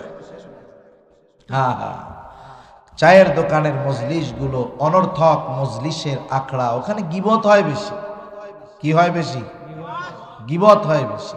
আবার গীবত করে, যদি বলা হয় গীবত করলেন কেন, ধমক দিয়ে কই মিয়া তুমি হুজুর হইছো কয়দিন, বেশি বোঝো, দোষ আছে এই জন্যই তো কইছি। আরে মিয়া দোষ আছে এই জন্যই তো গীবত হইল, নাইলে তো অপবাদ হইতো, ঠিক না? গুনাহ যে করে, অপরাধ যে করে বোঝেও না। সেজন্য এই চায়ের দোকানগুলো থেকে অনর্থক মজলিস বাদ দিতে হবে, জাহান্নামে যাওয়ার কারণ এইগুলো। কারণ অধিকাংশ ক্ষেত্রে ওই জায়গায় দ্বীনি কোনো আলোচনা হয় না, বরং যা হয় গুনার আলোচনা হয়। এজন্য আশরাফ আলী থানভী রহমাতুল্লাহি আলাইহি বলতেন যে তোমরা ওই ধরনের মজমা মজলিস থেকে বেঁচে থাকো যেখানে না দুনিয়ার উপকার আছে না পরকালের উপকার আছে। আমাদের গ্রামে কিছু লোকজন আছে, জোহরের নামাজ পড়ে, বিশেষ করে শীতের দিন জোহরের নামাজ পড়ে ওনারা বাজারে যায়, খাওয়া দাওয়া খেয়া আসে রাত 9টা 10টার সময়। মুরব্বী এত সময় চার দোকানে কি টাইম কাটে না, সময় কাটে না, এত সময় কাটানোর জন্য যায় কোথায়? চায়ের দোকানে। আচ্ছা, এক সময় সময় ছিল না, ব্যস্ত ছিল, এখন 2 সন্তান বিদেশে থাকে, ইনকাম করে, উনি ভালোই থাকে। এখন মুরব্বীরে বলা হইলো সময়ের তো অভাব নাই, বলে না বুড়াকাল, টাইম কাটে না, নাতিপোতা নাই, সব শহরে থাকে। এখন ওনারে বলা হইলো তাইলে এক কাজ করেন, ওই যে 3 চিল্লায় চলে যান আপনি। এই সময় কি কয় জানেন? কয় আরে আমার মতো ব্যস্ত দুনিয়ায় আর কেউ নাই, আমার মতো ব্যস্ততায় আমেরিকার প্রেসিডেন্টের হইলেও তার মাথা খারাপ হয়ে যেত। একটু আগে সময়ের ঠেলায় চার দোকানে বসে থাকে। যেই ভালো কাজের কথা বলবেন, যে কোনো ভালো কাজের কথা বলবেন, ওনার মতো ব্যস্ত মানুষ আপনি আল্লাহর জমিনে আর একটাও পাবেন না। মসজিদে যাওয়ার সময় নাই, মাদ্রাসায় যাওয়ার সময় নাই, কোরআন শরীফ পড়তে পারে না। কত নামাজি দেখছি, হায় হায়, 30 বছর 25 বছর 20 বছর ধরে নামাজ পড়ে, দোয়ায় কুনুত পারে না, কুল হু আল্লাহ দিয়ে চালাই দিচ্ছে। বহুত নামাজি আছে। সেজন্য যাদের সময় আছে, অবসর সময়, আপনি সময়গুলো কাজে লাগান। অনেক যুবক ভাই আছে দৈনিক মোবাইল টিপে 14 ঘন্টা, অনেক মুরব্বী আছে 14 ঘন্টা মজলিসে আড্ডা দেয়। এরা এই কাজটাকে এত গুরুত্বপূর্ণ মনে করে, কিন্তু বলেন তো এই কাজগুলো কি আমাদের গুরুত্বপূর্ণ কাজ? সবচাইতে জরুরি কাজ এগুলো? জরুরি কাজ কোনগুলো? আপনি নিজেরে মোটিভেট করেন। আপনি মনে মনে ভাবেন যে হায়াত মউতের মালিক তো আল্লাহ, প্রত্যেকের নির্দিষ্ট সময় আছে। মনে করেন আমরা এখানে যারা আছি, আমরা যদি জানতে পারি 3 ঘন্টা পরে আমাদের সবাই মরতে হবে, টাইম আছে কয় ঘন্টা? জোরে বলেন না, কয় ঘন্টা? এখন এই জায়গায় তো ওই লোকও আছে যে 4 দোকানে 8 ঘন্টা থাকে, ওই ছেলেও আছে মোবাইল 14 ঘন্টা টিপে, 3 ঘন্টা সময় আছে মরতে বাকি। মুরব্বী 4 দোকানে গিয়া বলবে 3 ঘন্টা পরে তো মইরা যামু, এই 2 ঘন্টা টিভিটা ছাড়, একটু আড্ডা মাড্ডা মারি। এই কাজ করবে? জীবনেও না। 14 ঘন্টা যেই ছেলেটা মোবাইল টিপতো 3 ঘন্টা পরে মরে যাবে, ও চিন্তা করবে আর 2 ঘন্টা একটু পাবজি খেলি, এরপরে তো মরমুই। এ কাজ করবে? যার ন্যূনতম ঈমান আছে, কোথায় মোবাইল? 4 দোকান, এখান থেকে বাসায়ও যাবে না, দৌড়াইয়া মসজিদের মধ্যে চলে যাবে, ওযু করবে, হয়তো 2 রাকাত নামাজ পড়বে, ওই 2 রাকাত নামাজ ওর দুনিয়ার শ্রেষ্ঠ নামাজ হবে, ঠিক কিনা বলেন? যে তাওবা করবে, ওই তাওবা ওর দুনিয়ার শ্রেষ্ঠ তাওবা হবে। সেজন্য আমাদের সবচাইতে গুরুত্বপূর্ণ কাজ কোনগুলো? আপনি যদি 3 ঘন্টা পরে মারা যাইতেন, এই ব্যাপারে নিশ্চিত হতেন, যেই কাজগুলো আপনি করতেন এই সময়, ওই কাজগুলোই জীবনের সবচাইতে গুরুত্বপূর্ণ কাজ। সেজন্য অনর্থক মজলিস বাদ দেন, এগুলো জাহান্নামে যাওয়ার কারণ। 4 নাম্বার, ওয়া কুন্না নুকাযযিবু বিয়াউমিদ্দিন, আমরা কিয়ামতের দিবসকে অস্বীকার করতাম। প্রথম 3টা বদঅভ্যাস যার মধ্যে আছে, নামাজ পড়ে না, মিসকিনদের খানা দেয় না, অনর্থক মজলিসে সময় কাটায়। ঈমান যদি থাকে, ঈমান নিয়ে মরতে পারলে শাস্তি ভোগ করে এক সময় জান্নাতে যাবে। কিন্তু কেউ যদি কিয়ামত পরকালকে অস্বীকার করে, তার ঠিকানা হবে অনন্তকাল জাহান্নাম। জাহান্নামীরা বলবে এভাবেই চলতেছে আমাদের সময়। ওই যে নির্দিষ্ট সময় চলে আসলো, মালাকুল মউত চলে আসলো, হাত্তা আতানাল ইয়াকিন, দৃঢ় সত্যের আগমন ঘটলো, আমরা মারা গেলাম, না পারলাম ভালো কাজ করতে, না পারলাম তাওবা করতে, এখন আছি জাহান্নামে। আল্লাহ তাআলা বলেন, ফামা তানফাউহুম শাফাআতুশ শাফিঈন, আর ওদের জন্য কোনো সুপারিশকারীও নাই। সর্বশেষ যারা দুনিয়ায় বদ আমল করে, ভালো কাজ করে না, নেক কাজ করে না, ওরাও তো মরবে না? ওরা মরার পরে আফসোস করে। কি করে? ওই আফসোস আমরা শুনতে পারি না, কিন্তু শুনে কে? ওরা মরার পরে আফসোস করে।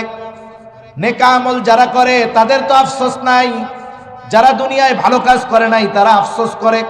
আল্লাহ তাআলা সেই জন্য আগের থেকে আমাদেরকে সতর্ক করে দিয়ে বলেন, ওয়া আনফিকু মিম্মা রাযাকনাকুম মিন ক্বাবলি আন ইয়াতিয়া আহাদাকুমুল মাউত। যদিও এখানে শুধু দান সাদকার কথা উল্লেখ আসছে, মুফাসসিরিনে কেরাম বলেন এর দ্বারা উদ্দেশ্য সকল ধরনের ভালো কাজ। আল্লাহ তাআলা বলেন, মৃত্যু আসার পূর্বে তোমাকে যা দেওয়া হয়েছে তা থেকে তুমি ব্যয় করো, মৃত্যু আসার আগে ভালো কাজ করো, দান সদকা করো, নেক আমল করো, গুনার থেকে বাঁচো।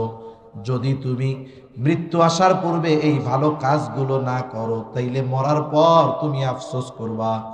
আল্লাহ তাআলা বলেন, ওই লোকগুলা বলবে, ফায়াকুলা রাব্বি লাউলা আখরতানি ইলা আজালিন করিব, আমাদেরকে যদি আর একটু সময় দেওয়া হতো, একটু সময় যদি দেওয়া হতো আমার রব, একটু যদি সুযোগ দিতেন দুনিয়ায় পুনরায় যাবার, অল্প কিছু সময় যদি দিতেন, ফাআসসাদদাক ওয়া আকুম মিনাস সালিহিন, আমরা দান সাদাকা তো করতাম, এত বেশি নেক আমল করতাম যে আমরা সৎ কর্মশীলদের অন্তর্ভুক্ত হয়ে যেতাম। দুনিয়া থেকে ইন্তেকালের পরে যেই সময়ের জন্য আমরা আল্লাহর দরবারে আরজি পেশ করব, আমাদেরকে একটা সেকেন্ডও দুনিয়ায় কামব্যাক করার সুযোগ দেওয়া হবে না। ওই সময়টা তো এখন আছে না নাই? সেজন্য অনুরোধ, উত্তরণ আবাসিক এলাকার ভাইয়েরা যারা শুনতেছেন সবার কাছে অনুরোধ, সময় আছে, এই সময়টা বড় দামি সময়টা দুনিয়ায় থাকতে থাকতে যদি কাজে না লাগাই, তাহলে এক সময় আফসোস করব, সময়ের মূল্য বুঝে আসবে, কিন্তু করার কিছু থাকবে না। আল্লাহ সুবহানাহু ওয়া তাআলা আমাদের সবাইকে কথাগুলো বুঝবার, আমল করবার, বিশেষ করে জাহান্নামীরা যেই কারণে জাহান্নামী, ওই কারণগুলো থেকে আমাদের বেঁচে থাকার তৌফিক আল্লাহ দান করুন। সকলে বলি আমিন। আলহামদুলিল্লাহি রাব্বিল আলামিন। আসসালামু আলাইকুম ওয়া রাহমাতুল্লাহি ওয়া বারাকাতুহু।